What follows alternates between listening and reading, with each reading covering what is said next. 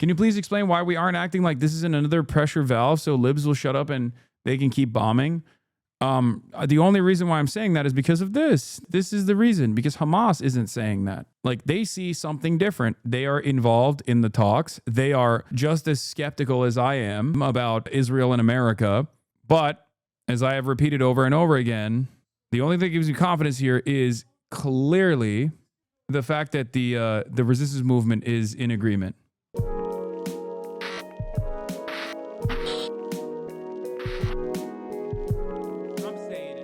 Breaking from Trump, he has finally announced it. I am very proud to announce that Israel and Hamas have both signed off on the first phase of our peace plan. This means that all the hostages will be released very soon, and Israel will withdraw their troops to an agreed upon line as the first steps towards a strong, durable, everlasting peace. All parties will be treated fairly. This is a great day for the Arab and Muslim world, Israel, all surrounding nations, and the United States of America, and we thank the mediators from Qatar, Egypt, and Turkey who work with us to make this historic and unprecedented event happen. Blessed are the peacemakers. Yeah, also, Hamas did technically beat Donald Trump to the announcement by revealing this information to drop site. But, you know, that's neither here nor there. Thank you for your attention to this matter. Please read previous message. Palestinian here. Remind chat not to infantilize our armed resistance as they're fully aware and have decades of experience about what Israel's goals and tactics are, as well as the United States. I'm sure they're fully prepared in the case that Israel blows up these negotiations as well. Do not forgive. We have been dealing with these ethnic supremacists for over 77 years. Yes, but that's the only reason why I said I don't have any confidence in Israel. I don't have any confidence in America, but I do have confidence in the leaders of the resistance movement making the correct calculation. They recognize that it's a gamble, but if they're taking this approach, if they're agreeing to this decision, then very clearly, this is probably there's more confidence from Washington, D.C. on their Alan, side. So we're somehow. all waiting on tenterhooks for news of this, and news that Trump has now posted on his Truth social media saying we have a deal. What are you seeing and hearing there at the White House? This has been building, particularly over the last couple of hours, when Donald Trump, in a meeting at the White House, said he just stepped away from a call with his team that were in Egypt in Sharm el-Sheikh, and he was encouraged by the progress that had been made and thought there would be an announcement soon. Talked about heading to the Middle East at the weekend. That may now be brought forward. It appears that the outline of a deal has been done. Donald Trump, on his Truth social platform, has, just in the last couple of minutes, said, I'm very proud to announce that Israel and Hamas have both signed off on the first phase of our peace plan. This means that all of the hostages will be released very soon, and Israel will withdraw their troops to an agreed-upon line as the first steps towards a strong, durable and everlasting peace. All parties will be treated fairly. This is a great day for the Arab and Muslim world, Israel, all surrounding nations, and the United States of America. And we want to thank mediators from Qatar, Egypt and Turkey who worked with us to make this historic and unprecedented event happen. Blessed are the peacemakers. President Donald J. Trump. So after hours of speculation that this was going to happen, that we were edging closer, that there was more optimism than there has been at any point in the last 2 years, it appears that Donald Trump and his 20-point plan and the pressure that he has exerted, not just on Hamas and on Israel, but on others in the region, appears to have delivered a peace deal which should mean an end to the war on Gaza.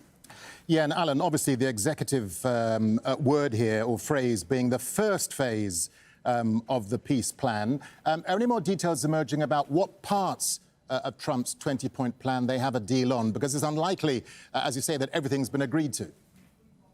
Well, most of the details, of course, will still be in Sharm el-Sheikh. Donald Trump will have been given the details of what has actually happened. Nothing has been made public from Washington, D.C., but it's clear that there was... What we will find out, it's going to take time until we know. It's going to take time until we know if this is this is conclusive. It's going to take some time. What I mean by that is where we need to see how Israel operates after the hostages are released. I could totally see Israel just taking all the hostages and then continuing its bombing, refusing to actually release the Palestinian hostages that they've taken, and then they'll just come up with a bullshit reason as to how Donald Trump actually violated this deal, and that and the United States will go along with it, and they'll say that's right. This is what happened. I can see that being the situation. Nothing new happened in Gaza. The offensive continued, the bombings continued, and the deaths continued. Now there is an outline of a peace deal. The pressure will be on Israel to stop doing what they have been doing in Gaza for the last 2 years and stop the offensive, which has claimed more than 65,000 lives. Yeah, Alan, and Trump says that he will head to the Middle East this weekend. How much pressure did that put on Hamas and Israel, and indeed the negotiators, to get this deal across the line? Well, I don't think there was that much pressure from the president. I think that was always there. And certainly there was a consensus among the countries who were represented in the talks in Sharm el-Sheikh, excuse me, and the wider community, that a deal had to be done and agreed quite quickly. Donald Trump was talking about possibly flying out on Saturday night or Sunday. That then who changed now with a is in statement Ireland, from the White House in the but last he's couple a of sports hours, commentator saying from that Data he of would the have Law. an annual medical on Friday, and sometime after Celebrating that, this very decision, which short gives me more order was the confidence as phrase well. that was used, he would head to the Middle East. So that suggested that it would be at some point on Friday. Now that a deal has been done, that everyone is in Egypt, there's every possibility that the president will head to the Middle East much sooner than Friday morning, because of course he's very keen to be seen to be the driving force behind this, and to a large degree he has been. No one was talking about peace talks. The Israelis had killed negotiators from Hamas, both in Tehran and also attempted to do that in Doha.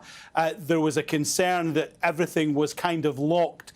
Donald Trump then had a meeting with senior officials from Muslim nations and Middle East countries at the United Nations General Assembly. He said that would perhaps be his most important meeting, and from that came the outline of this 20-point plan, which he officially unveiled on September the 29th when Benjamin Netanyahu was back at the White House. So it appears that there has been enough negotiation for the US president to announce that phase one has been agreed. And of course, this is now all about sequencing. And we've seen that before in a number of peace processes around the world. My personal experience is in Northern Ireland that if you do this, then we do that. And when you do this, we'll follow with that. So that has all got to be agreed. So the first phase seems to be in place. What happens next will maybe be subject to further negotiation, but it appears that Donald Trump has delivered what he said he would deliver very quickly after his election way back in January, and that is a ceasefire in the war on Gaza. Alan, just a final thought to you before you go, and obviously we'll come back to you throughout the night. There is even talk, perhaps, of Trump visiting Gaza itself. It's not confirmed yet. This is just something that's being reported. If that did happen, though, Alan, it would be pretty much unprecedented, wouldn't it? It certainly would. It would need a great deal of a huge security operation. I'm not entirely sure that the Secret Service, who protect Donald Trump, would be keen on that idea. He would go in with the Israeli defense. Yeah, they're going to give a Nobel Peace Prize to Hamas after all of this. Trump is going to bomb the Nobel Peace Prize Committee. Excuse me. That might not be the optics, but then Donald Trump has never been too much concerned about optics that may be read a different way from everyone else. It would be a huge logistical and security operation, although it is possible. While foreign journalists have not been allowed in Gaza, the Israelis have made accommodation for those that they think will help put their side of the story, and allowed the journalists in under a huge security cordon. So it's possible that that could be expanded and delivered by Donald Trump. And there may be a welcome for Donald Trump from the Palestinian side, because after 2 years of constant war, a US president seems to have found... I'm reading from other sources as well, from Hakan Fidan, the Turkish minister who was also involved in these peace talks, right? He says the Gaza plan includes many details, but our priority now is to start the ceasefire and release the prisoners. Netanyahu always has an alternative plan to disrupt the negotiations, but I do not think he has much room to maneuver this time. Agreement on a ceasefire in Gaza will allow the start of exchange operations and the expansion of the entry of humanitarian aid. I don't know. I don't know if that is the case. Netanyahu says, with God's help, we will bring them all home after Trump announces first phase of Israel-Hamas deal. These are the first words that have come from Benjamin Netanyahu on the deal. I think the sticky point on this is who gets to control the Gaza Strip. That's the sticky point. Is it Palestinians, or is it going to be Palestinians, or is it going to be Tony Blair and Donald Trump, even if we're getting real crazy with it, right? Because Donald Trump wants it to be Donald Trump and Tony Blair, which is ridiculous, right? It's completely unacceptable. Especially, I mean, it's completely unacceptable. We'll see. Negotiations going on, very strong one to get to this point where the announcement made by, or the post made by Donald Trump about reaching an agreement between Hamas and Israel. But at least for phase one, which is the handing over the captives and then the withdrawal to an agreed upon line as a first step, a preliminary step for further negotiations and further agreements. It is just, I'm sure if we talk to people now, the reaction would be very, very excited, very happy it happened. At least they are distancing away from the anxiety that had engulfed all of their feelings throughout the day and hope for what was going to happen. The level of anxiety is less, and the sense that we are going in the right direction, at least for now. And we're going to wait until we talk to people. So we'll see what's going to happen in the coming hours. Yeah, Hani, we still have a long way to go, as this is just phase one of Trump's peace plan. I mean, this must be pretty emotional for you. You've been covering this story now for 2 years. With many people close to starving because Israel's siege and war on the Strip, many with nowhere to live, what are people's immediate needs on the ground now, Hani? It will be definitely the sufficient free flow of aid, because people are still living through famine. And the past few days, it has started to be more aggressive in Gaza as the Israeli military extended the offensive and prevented the entry of food. It shut down and blocked completely the northern crossing, leaving people at a very difficult position. Prices were started to skyrocket once again. Depletion in the market, stalls were empty, reminding us of the past 3 months of the enforced starvation and dehydration, to the point where the IPC report announced that there was a famine going on, and famine has been confirmed there. People are still living the byproducts of this across the Strip here in central area. Anywhere you go, you walk in the market, in the street, you will find items, you will find the products, but these are not necessarily what people need to survive. We talk about fish produced that are not available. We talk about sources of protein and vitamins that are not available. So one thing to start with is the free flow of humanitarian, commercial aid, food supplies, water supplies. Brother, you said, I hope they hunt down Yasser Abu Shabaab when this is all over. I'm going to keep it very real with you. I think there is a higher likelihood that Israel by force makes Yasser Abu Shabaab the head of whatever like fake military that exists, and they'll put people like Ahmed Fouad al-Khatib in charge of like the peace commission, like people that work for like the Atlantic Council, and like and the son of Hamas guy will be like leading the Gaza Peace Committee. It's ridiculous. Comes to the hazardous when it comes to safety, very dangerous for them, but they had no other choice. For them, it was better than sleeping on the streets or the pavement. So these are the conditions that people are waiting for to happen and to improve. Remember, on the first phase of the ceasefire, the Israeli military deliberately blocked the entry of tents and other infrastructure and elements needed to build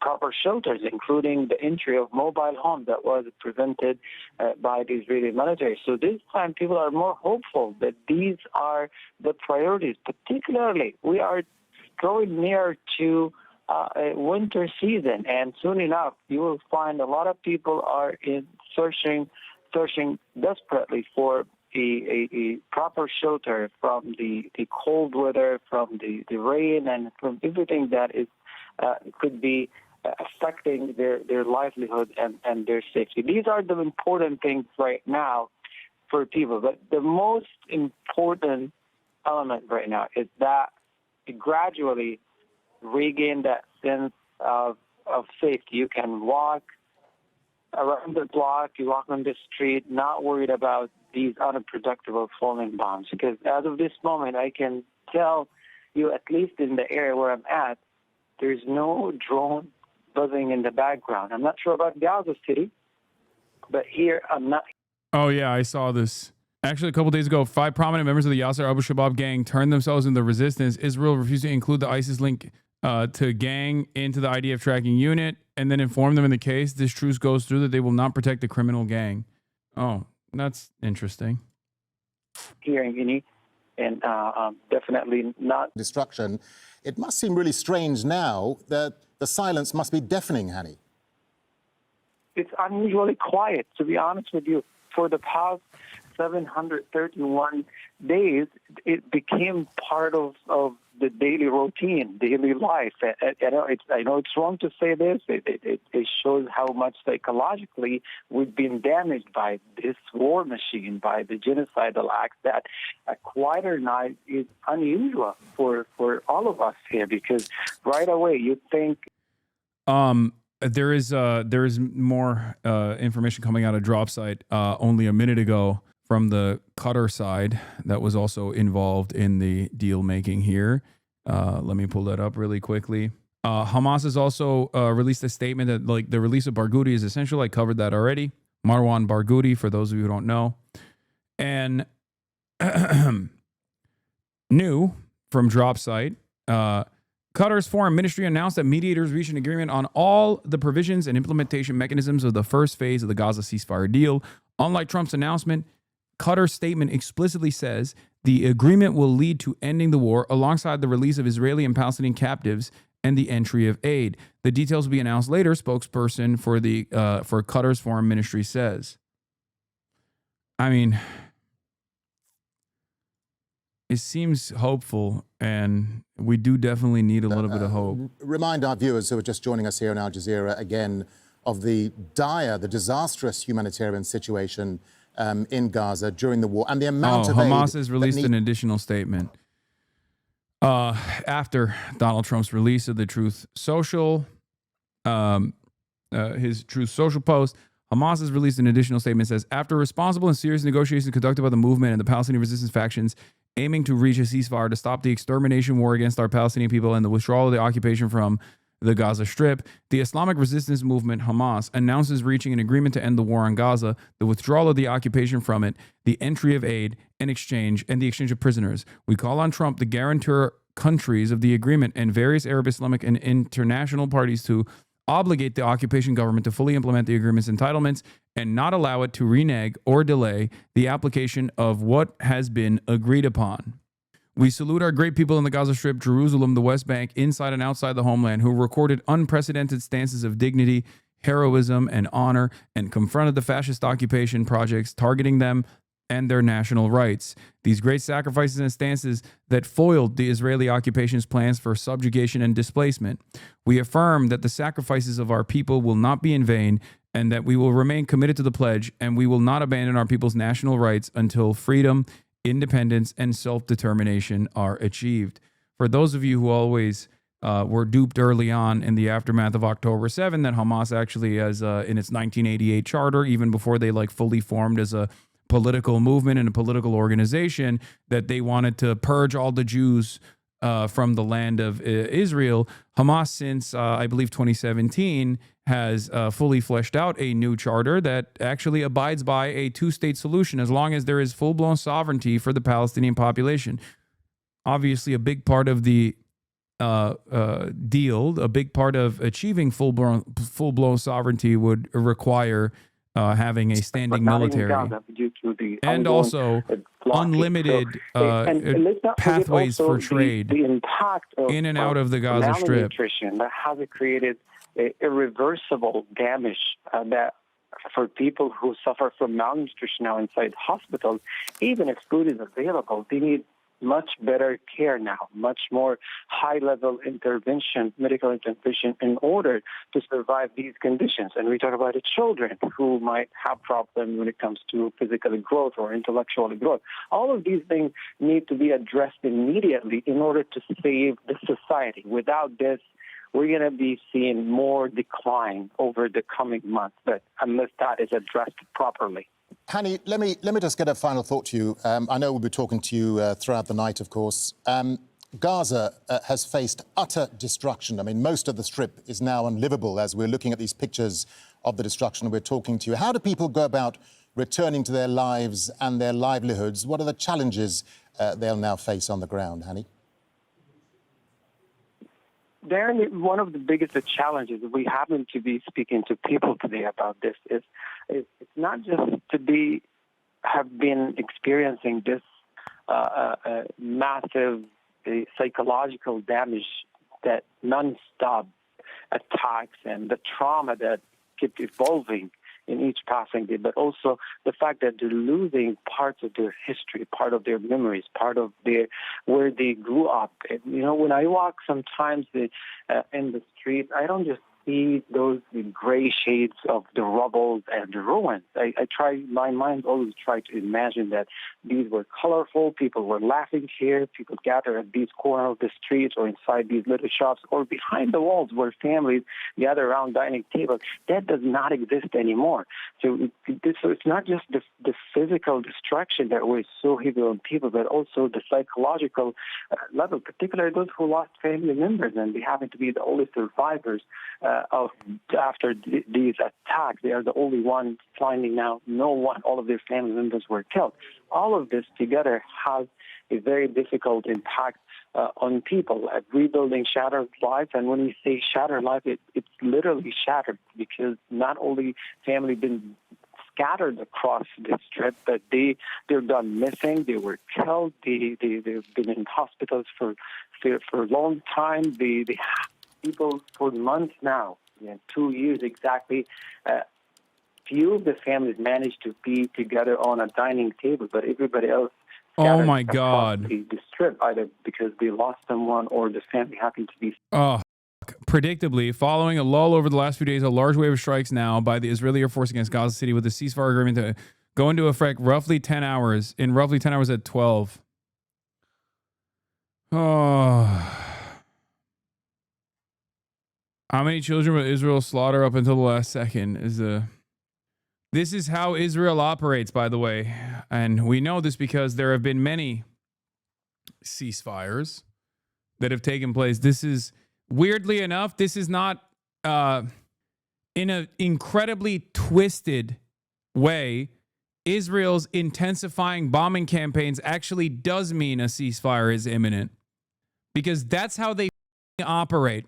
They've done this with the Iranian ceasefire. They've done this with the Lebanon ceasefire, which, by the way, they still bomb Lebanon. Like, they bombed Lebanon and killed American citizens like a couple months ago.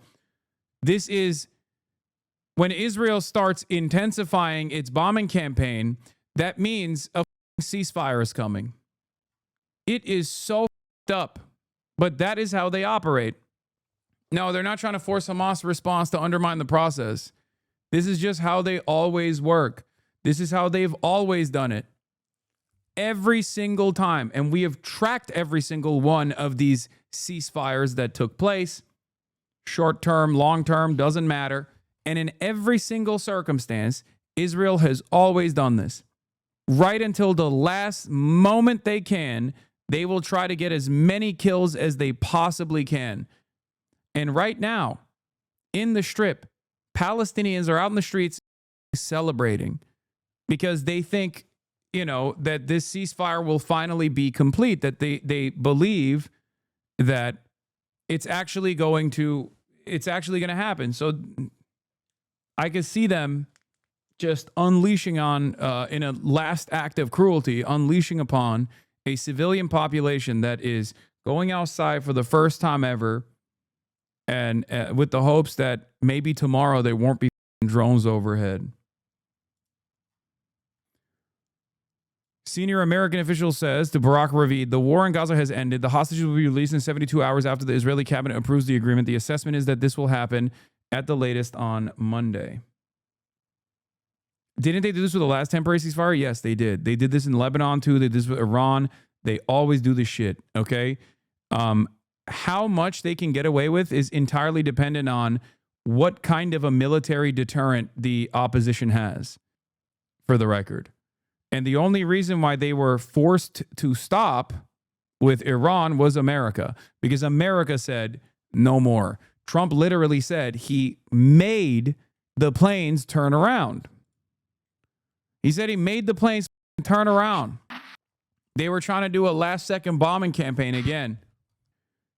And a big part of the reason why he made the planes turn around wasn't because, like, he really loves Iran or something.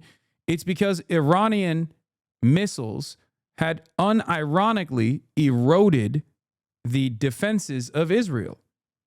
We found out after the fact, but the suspicion was there. Something I also speculated on was that Israel and America was actually running out of their munition stock, and at a quite a faster pace than they initially suspected.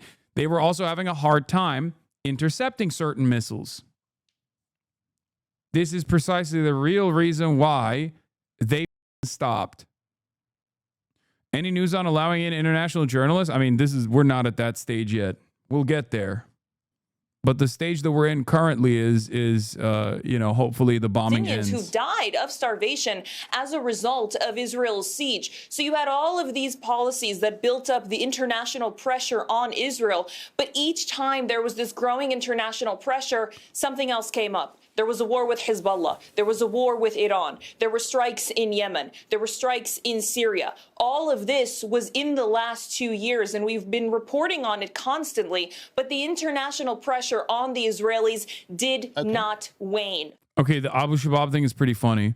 Abu Shabab, who is the head of who is a drug trafficker and an ISIS affiliate, who was in Palestinian prison until Israel broke him out, and then used him as the popular forces, the one that has that famous AI-made symbol, has officially revealed that he has no control or no protection for his own troops. Abu Shabab says, we asked the IDF to integrate us into the army, but they told us they couldn't. Also informed by the officers that the army wouldn't be able to protect them as it had been during the war, because any military action to protect them would be considered a violation of the existing agreement. RIP Bozo to Yasser Abu Shabab. Every single thing that Israel said that Hamas was doing, those were doing with Israel's permission and with Israel's aerial support. Okay, stealing aid, selling it at an incredibly high markup, straight up overtaking convoys of humanitarian aid. Every single thing that Israel claimed Hamas was doing, Yasser Abu Shabab and his popular forces were doing. They were operating out of the red zone in Rafah in an area where it's kill on sight. If you are a Palestinian in that area, the Israeli government assassinates you, okay? No questions asked. The only Palestinians that were allowed to operate in that area and run around with their guns was Yasser Abu Shabab's gang, the Popular Forces. How dare you say something about such an amazing man, despite the fact that he's illiterate? He's an article writer for big newspapers. That's true. Dropped out of second grade, I believe, has a second grade education, is not literate in Arabic, but was capable of writing op-eds for the Wall Street Journal. Famously, Yasser Abu Shabab. I already read this. Can you please explain why we aren't acting like this isn't another pressure valve so libs will shut up and they can keep bombing? The only reason why I'm saying that is because of this. Look, this is the reason, because Hamas isn't saying that. Like, they see something different. They are involved in the talks. They are just as skeptical as I am They are just as skeptical as I am about Israel and America. I still suspect that the ceasefire deal will look exactly like the January one, because like even the phrases that they are using here, phase 1, phase 2, identical, right? It's identical. They're literally saying, oh, just release the remaining hostages and then we'll get into phase 2 where we do permanent withdrawal. leftists will never stop talking over brown people. No, that's not what this is. That's not what this is. I do suspect that, I do suspect, I've already told you, I suspect that this will look like the previous ceasefires where like they get the hostages out and then they immediately start bombing, and they can use two different reasons. Israel will most likely, if I'm being like highly skeptical of this deal, okay, the only thing that gives me confidence here is that the militia movements, the resistance movements have agreed, right? But if I were to see this deal fall apart, it would absolutely obviously be on the Israeli side, but the deal would fall apart on the basis of Israel, one, claiming that Hamas did not give all the hostages back, especially the ones who have been killed, right? They'll say, oh, they couldn't recover all the dead hostages, so that's a violation of the deal. And then two, they'll say Hamas is not giving up their arms. Those, I think, will be the two things that people will, like Israel will use to undermine the ceasefire negotiations and then continue blowing shit up. At least that's precisely what has taken place in the past. So I have no reason to believe anything different will take place now. But as I have repeated over and over again, the only thing that gives you confidence here is clearly the fact that the resistance movement is in agreement. They're seeing something that we are not.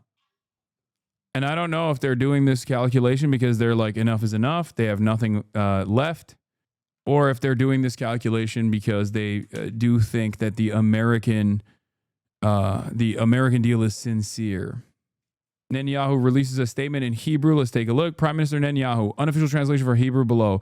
A great day for Israel. Tomorrow I will convene the government to approve the agreement and bring all of our beloved hostages home. I extend my gratitude to the brave IDF soldiers and all the security forces whose courage and sacrifice have brought us to this day. I offer my heartfelt thanks to President Trump and his team for their dedication to this sacred mission of freeing our hostages. With God's help, together we will continue to achieve all our goals and enhance peace with our neighbors.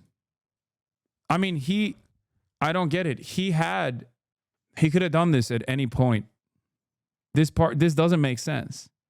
He could have released all the hostages at any point. Hamas literally on October 10th said that they would do a full release of hostages for the hostages that Israel has, and also if Israel doesn't enter the Gaza Strip. So October 10th, 2023, by the way.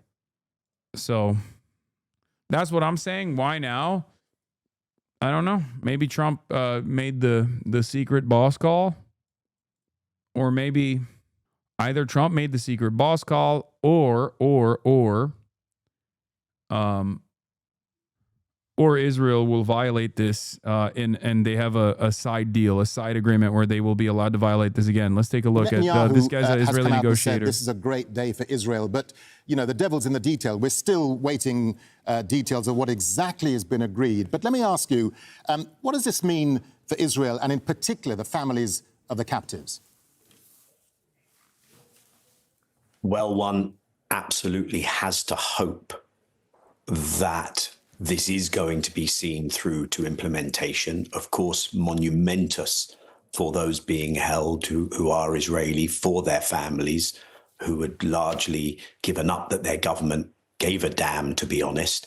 And of course, for the people in Gaza who faced daily atrocities, killings, war crimes, starvation, and indeed for the Palestinian families and for those being held in Israeli prisons who will now see freedom. But that depends, first of all, on this initial arrangement being implemented. But Darren, we are not on our first rodeo here, and if history is any guide, and just judging by what Netanyahu said already that contradicts what is in the deal, and depending on what he tells his coalition allies, is he going to be saying, for instance, to Ben Gvir and Smotrich, you can dislike this, maybe you vote against, maybe you even quit, but don't bring down the government? Because, and this is really important, and I think those Israelis who are hoping this comes to an end will know that Netanyahu has reneged on these deals in the past and may well be looking for the first opportunity to be able to resume hostilities when he can in Gaza. In the meantime, one should absolutely expect that the destruction, the displacement, the killing in the West Bank will continue. We saw Ben Gvir on Al-Aqsa today, and one should also assume that whatever the initial arrangement, whatever the initial line of Israeli military withdrawal ends up being, that is where it will end. Because I think once the hostages are returned, one should fully expect that Israel will not withdraw further.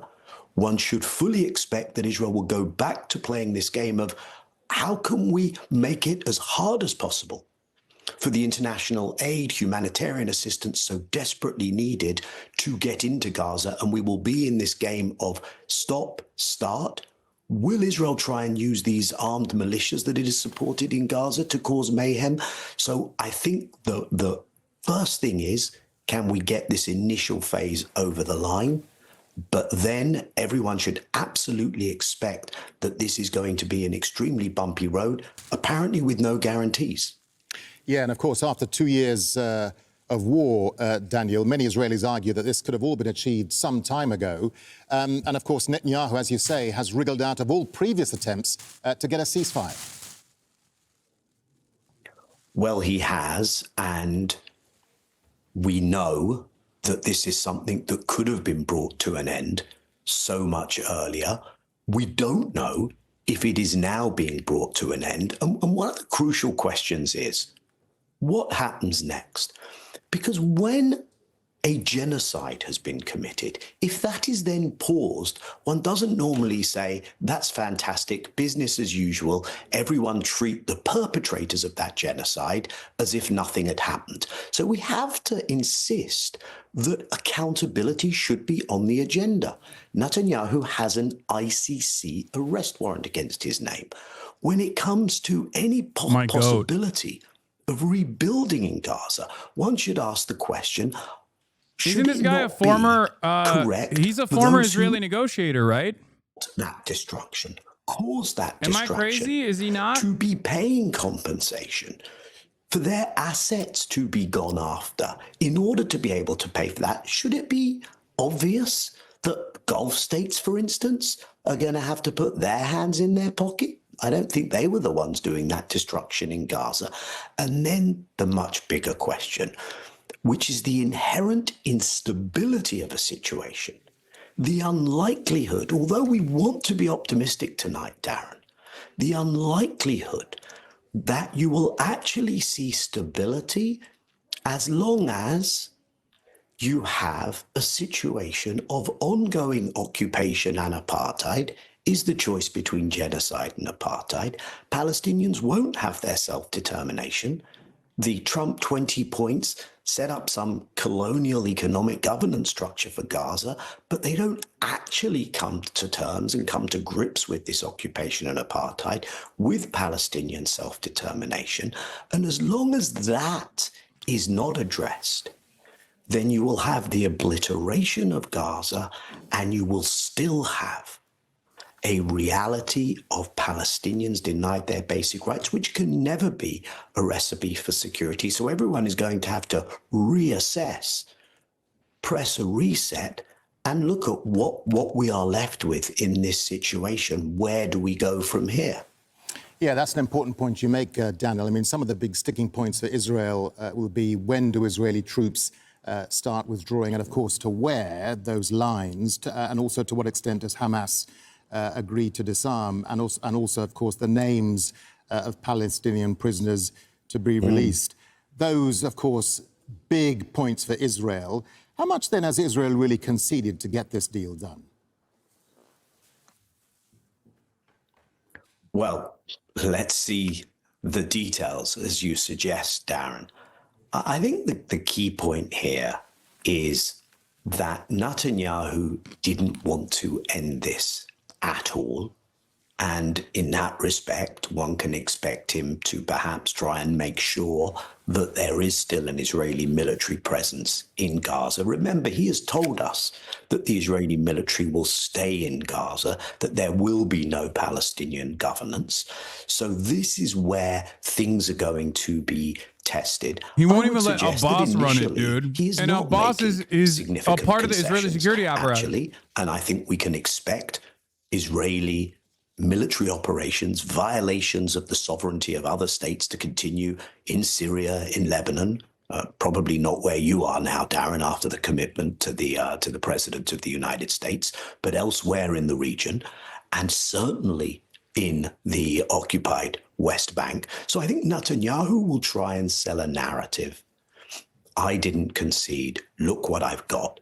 And I think Israeli society will slowly brush itself down and look at this and say, was it worth it?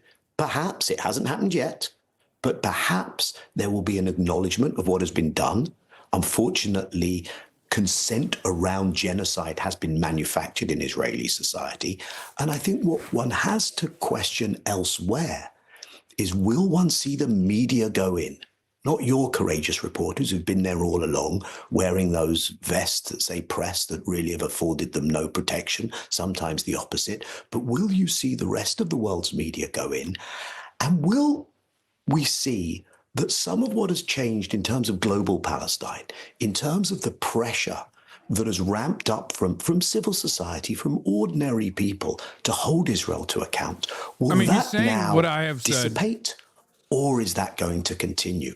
That, if like, it once the dust is settled, then people's Israel opinions will of go Israel will get even worse. Its usual modus operandi of impunity and of carrying on with its endless prevention of Palestinian rights.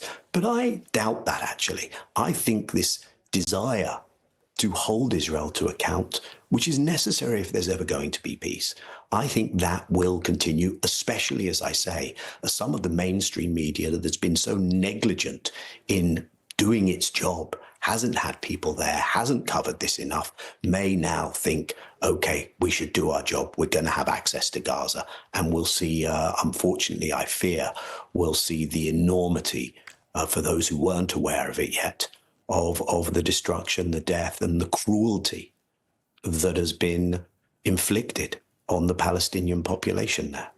All right, Daniel Levy there, president of the US Middle East Project. For now, Daniel, I'm sure we'll come back to you later on in the morning, but for now, thank you very much. Thank you, Darren. Well, Hamas officials have also released a statement. It says the Islamic Resistance Movement announces the conclusion of an agreement to end the war on Gaza, ensure the withdrawal of the occupation, allow the entry of aid, and facilitate prisoner exchange. We call on President Trump, the states guaranteeing the agreement, and all Arab, Islamic, and international parties to hold the occupation government accountable to fully implement the agreement and prevent any evasion or delay in executing its commitments. Well, Israeli Prime Minister Benjamin Netanyahu has released statements on X focused on the captives held in Gaza. He says, with God's help, we will bring them all home. I will convene the government tomorrow to approve the agreement and bring all our precious captives home. All right, well, Omar Rahman is a fellow at the Middle East Council on Global Affairs, and he joins us live from Washington, D.C. Omar, always good to have you with us here on Al Jazeera. So Trump now says we have a deal. How much pressure then was Hamas, Israel, and indeed the negotiators under to get this deal across the line, especially with Trump saying he was going to fly to Egypt this weekend? Good to be with you, Darren. I think all sides were under a lot of pressure.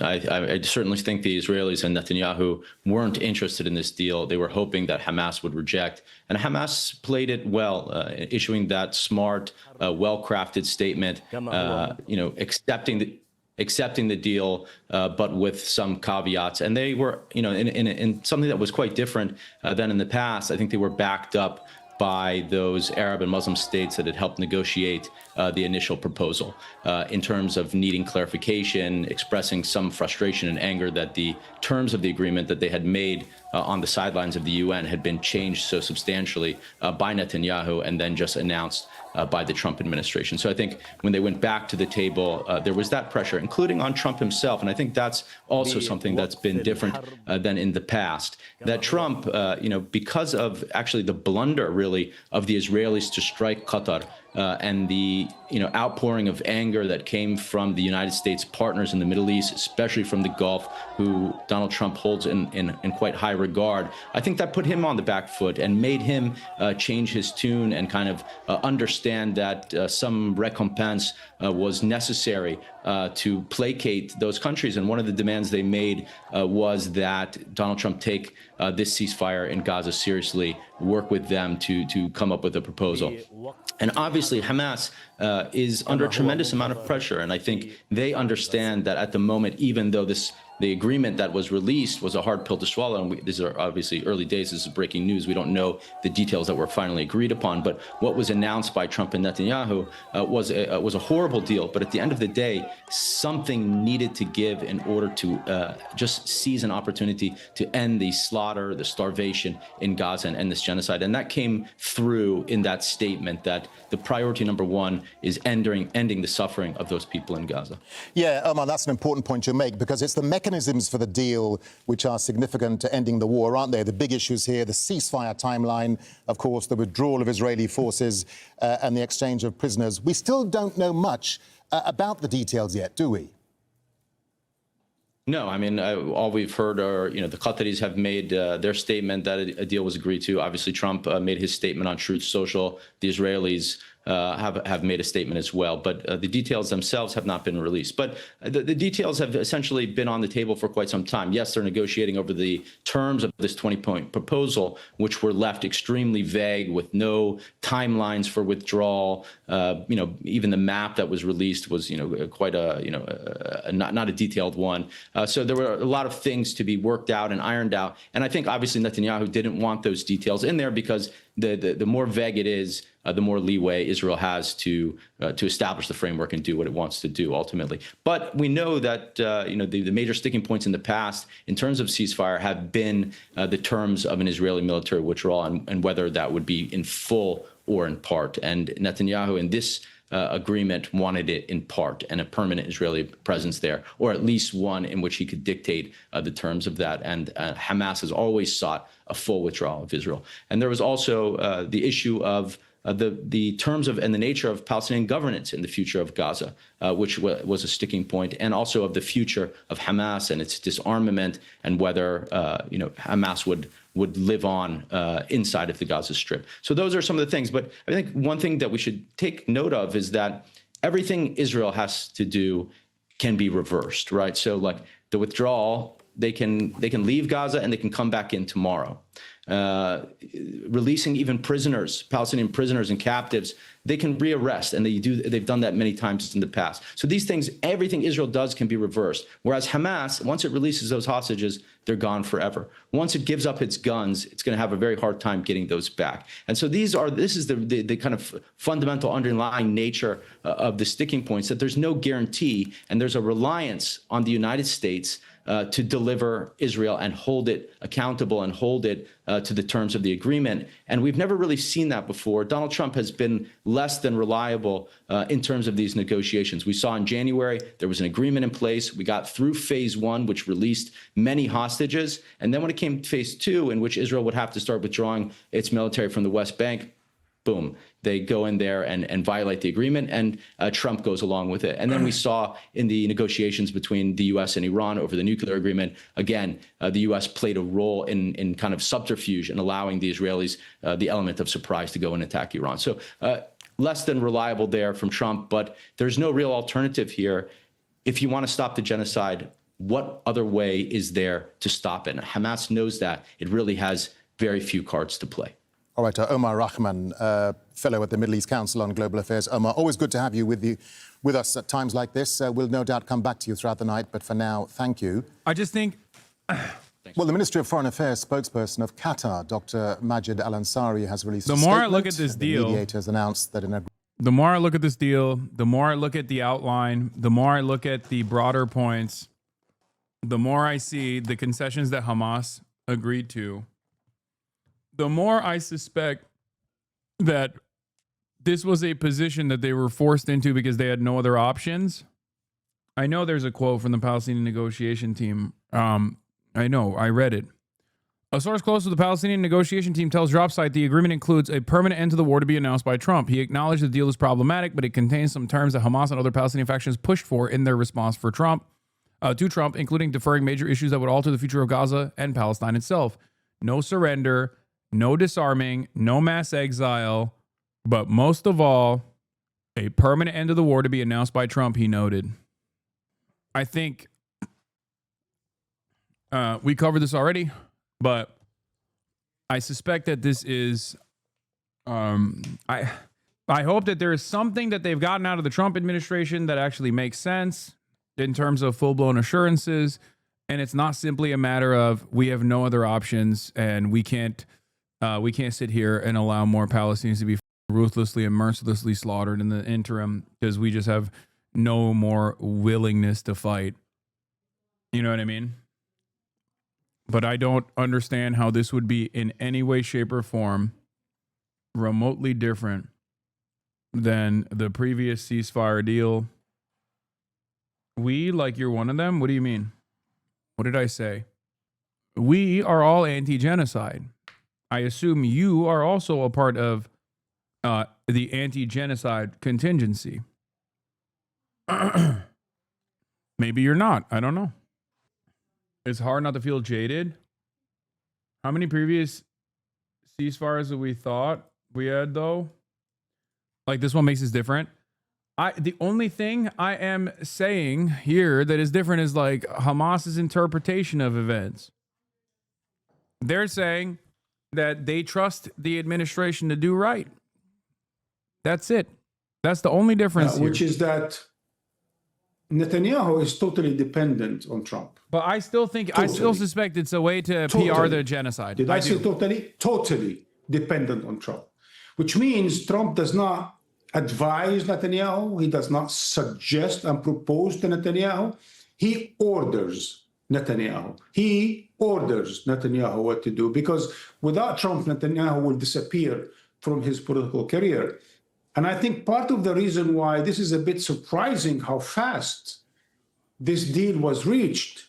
It is true, as I said earlier this evening, that it is a deal about names and maps. It's not really a deal about much more than that. It's names of hostages, or rather prisoners, and maps as to where the Israeli forces will redeploy.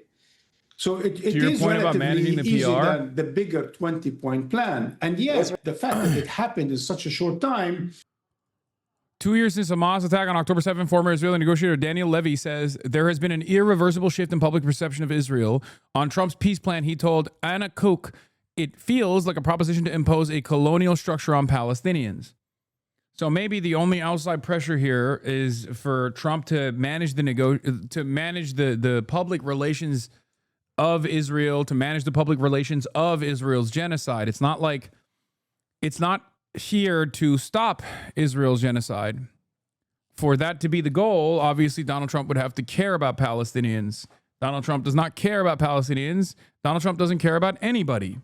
Donald Trump only cares about himself and Israel too, but because it has a close personal financial benefit to himself. He's transactional, he's narcissistic, and therefore the only thing I can see here is that he is trying to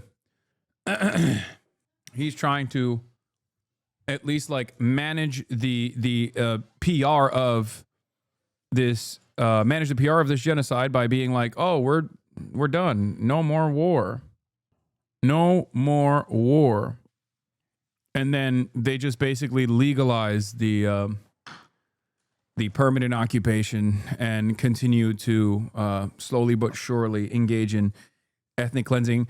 Benjamin Netanyahu's obvious goals here are the Rafah plan.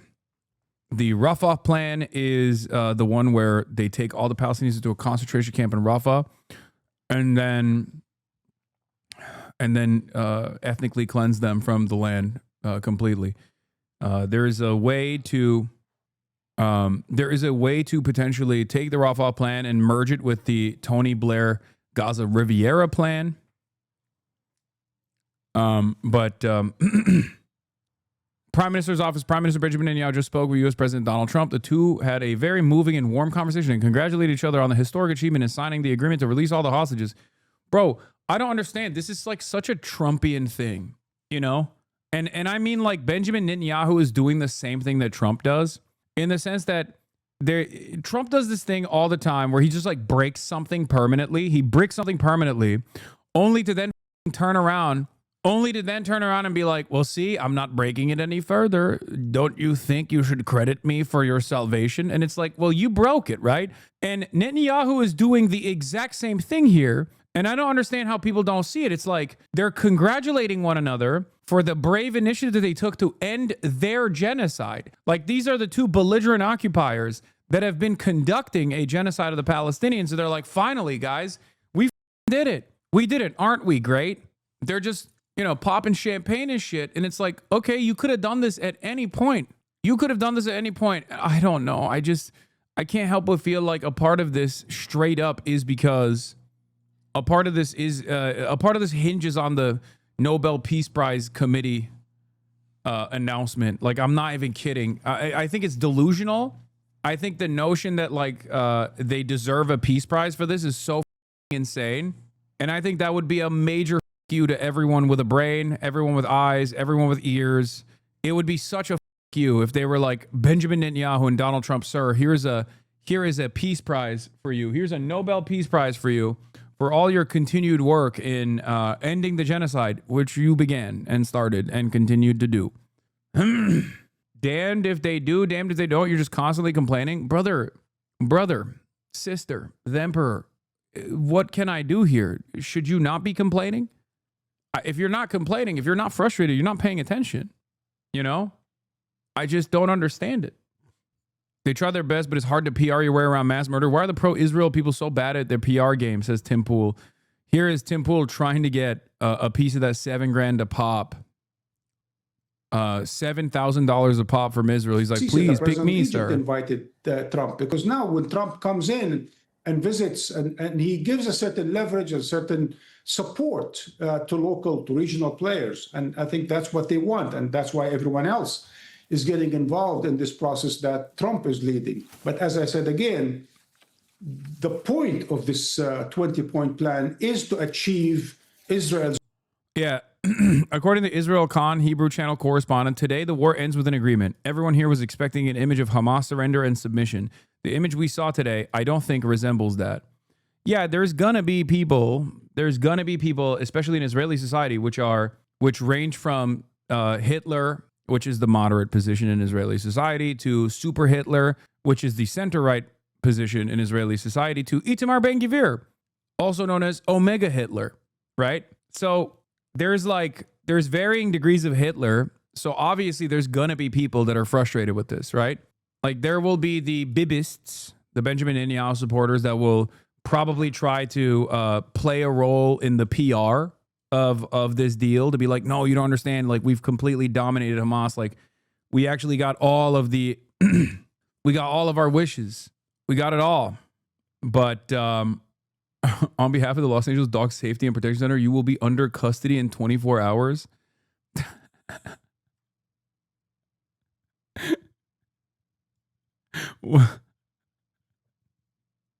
Oh, brother. Okay, man. Yeah. I respect that they got at least a little creative with it. Yeah, it's true. That is a good joke. It's funny to think that like the ASPCA is going to come to my house, knock down my door and be like, "Hey, we're taking the best taken care of dog in the history of the United States of America. We're taking him away from the mansion that she lives in, and we're putting her in a kill shelter." Bro, just saw this clip of you shocking her dog for getting up, you piece of shit. Okay. All right. One day at a time. The dog weirdos are coming at you before Israel and the U.S. government. No, the dog weirdos are half the time people who love the current U.S. government and certainly love Israel. It is not an accident. It's all the same folks. There are, of course, people, considering how bad the clip looks, I totally understand why there's like random people who love dogs. I'm a dog lover myself. Random people who see that and they go, "Oh my God," especially with the negative framing, and think that this is like a horrifying incident. Okay, and this showcases abuse. Having said that, it's primarily being pushed by. Suspiciously, it's not being pushed by people who have been around me or Kaya weirdly enough, and instead has been pushed by people who have developed a parasocial hatred towards me over the internet. Is your dog in a cage right now? You put your dog in a cage? No, my dog is with my mom. They keep saying your dog is a boy, like you can tell they don't know shit. I know. A lot of Twitter liberals are also spreading it, teaming up with the neo-Nazis, literally. I mean, that makes sense. There's a lot of people who despise me on the internet. Many of them, if there is one thing that I would say unifies all of them, it's their hatred of the left and maybe even their love for Israel. I have to admit, if I were you and my friends didn't immediately come to my defense over this, I would be questioning their friendship, honestly. I'm sure people have already talked about it. But I also, guys, you know how this goes. There has been a sea of hatred, and the smear campaigns never really end. Sometimes it goes overboard, and other times it quiets down until the next wave. Okay? It is what it is, and I understand why it is difficult for people to come out and be like, y'all are crazy. I've been around this dog. She is well loved. Anyway, I will not be continuing this line of discussion any further. Blessed are the peacemakers.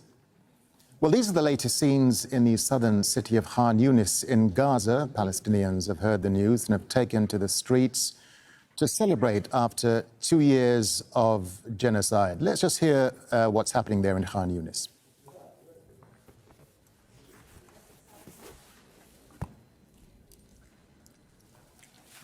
All right, let's bring back in Alan Fisher. Alan, as we were watching scenes of jubilation there in Khan Yunis from people in Gaza receiving news of this deal, for those viewers who are just joining us here, Alan, this all came out on Trump's social media post, Truth Social. Just remind us again what happened and how the news emerged. It's clear that the Americans wanted to make sure that if there was a ceasefire deal announced, it was going to be announced by Donald Trump. And they would say that's only fair because things had really been locked up. There was no sign of any progress until Donald Trump presented his 20-point plan on the 29th of September after a meeting with Benjamin Netanyahu at the White House. You'll remember that the Israelis had targeted negotiators from Hamas in the past, including attacking them and killing them in Tehran, and also the attack in Doha in Qatar. So Donald Trump stepped forward to negotiate this plan.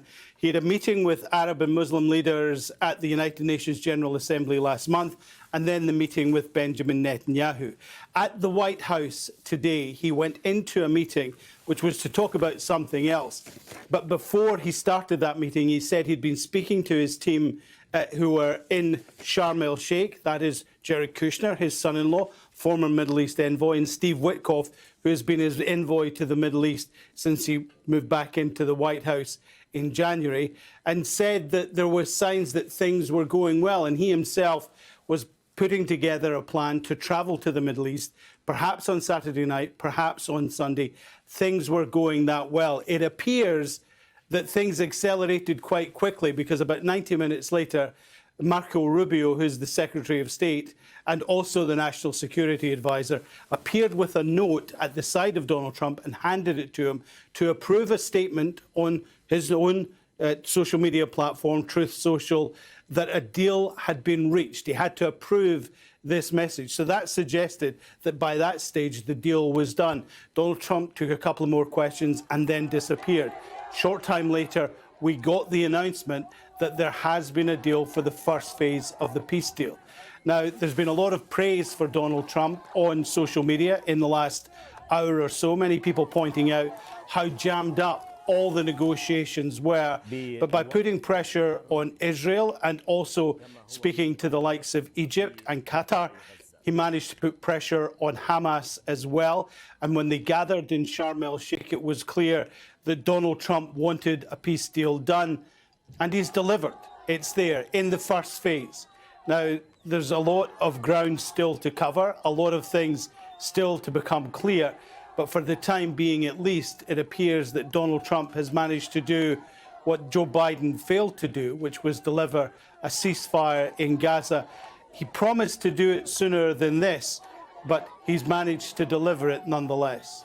Yeah, Alan, let's just, if we can, marry up the domestic and political dynamics that are going on. As we're talking to you, we're seeing those live pictures from Khan Yunis of Gazans celebrating, of course, at news of the deal.